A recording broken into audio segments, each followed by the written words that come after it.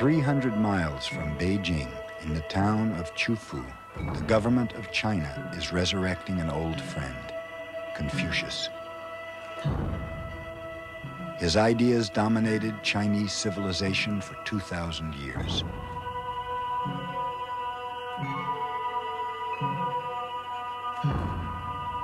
When the communists came to power, they cast out Confucius. Now he's being brought back to buttress China's rulers as they try to rebuild their economy.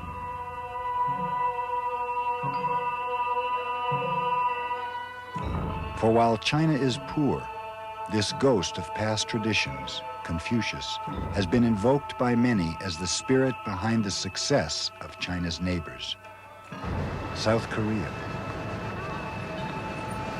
the Republic of China on Taiwan, and the city-state of Singapore. These capitalist societies, too, have long been steeped in the legacy of Confucius. But can an ancient tradition be the spirit behind modern economic growth? Or is Confucius really an apparition, called forth to veil the hidden power behind Asia's new brand of capitalism?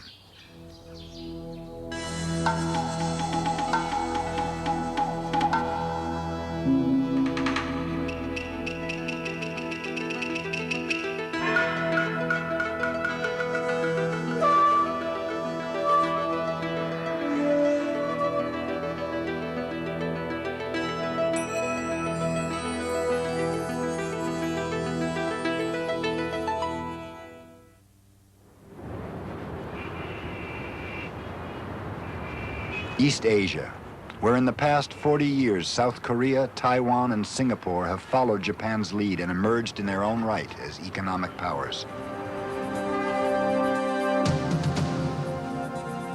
By the year 2000, these societies may match the economic heft of all of Europe. Their rise has been so swift that some Western observers have called it an economic miracle. I think many business leaders and certainly many politicians find it easier to say, we can't adopt any of these practices. We can't really even understand what these East Asians are doing because it's Confucianism. It's something mysterious about the Orient, some inscrutable characteristics. Well, first of all, let me tell you, I don't think there was any miracle to begin with. The growth, the success of industrialization and economic development we have had was a result of our efforts, our policies, and of course some luck. Luck may have been the magic of the marketplace. The spirit of capitalism drives success in East Asia, but it was government guidance that created the miracle. If it was a miracle by design. All these East Asian countries were replicating something called a capitalist development state. They all had good bureaucracies, very talented people who staffed the ministries, finance, trade, and all that. Businessmen did not do the job alone. The bureaucracies watched them, they hectored them, and they supported them to the hilt. And that is how all these economic miracles were born. In producing their miracles by design, Asian governments have asked a lot of their people. For workers, hours have been long and wages low. Personal liberties and human rights have suffered.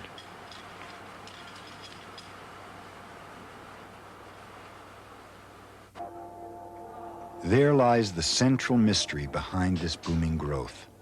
Why have people been willing to sacrifice so much for so long?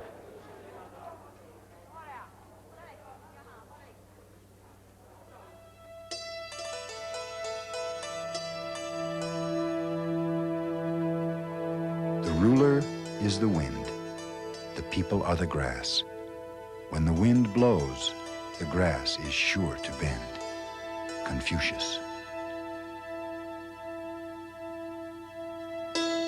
East Asia's modern leaders like to invoke the catch-all philosophy of Confucius. Prime Minister Lee Kuan Yew turned to the ancient sage to mold society in Singapore. Generalissimo Chiang Kai-shek lost China, but used Confucian ideology to build up Taiwan. And South Korean dictator Pak Chung-hee also invoked Confucius to legitimate authoritarian rule. To promote sacrifice in the name of the nation, these three leaders pulled from Confucius a simple idea: there is virtue in loyalty to the state.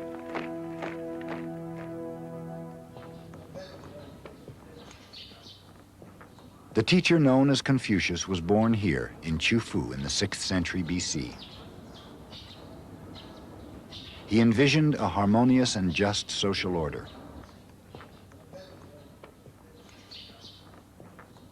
In this pavilion, Confucius taught that the family was the center of society and that government should be its mirror image. He preached moral obligation to the group, but also individual opportunity. Through diligence and study, even the lowliest peasant could rise. In the worldview of Confucius, as sons heed their fathers and as wives serve their husbands, so should subjects obey their rulers.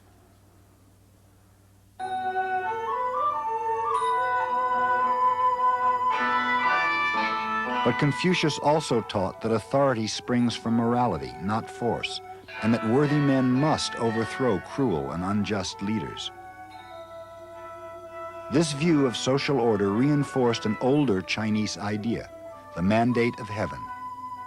If a ruler is benevolent and provides well for his people, there will be harmony in the kingdom. As the influence of China moved throughout the region, Japan, Korea, and Vietnam were pulled in by the powerful mix of order and morality set down by Confucius.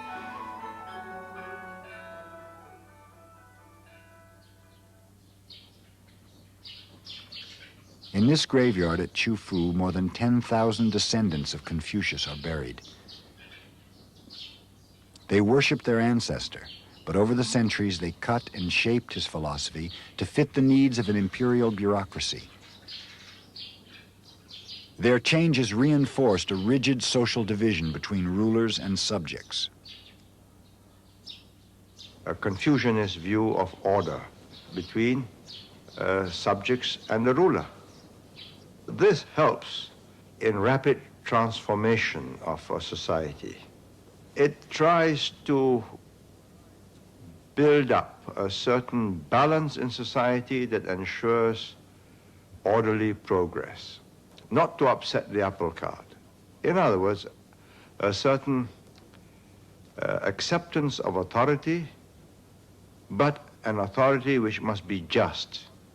So I think what you tend to find if you look at some of the more charismatic politicians, and certainly many of the big business leaders, is that they use Confucianism and they use the Confucian spirit, or whatever that is, to exercise control over the workforce.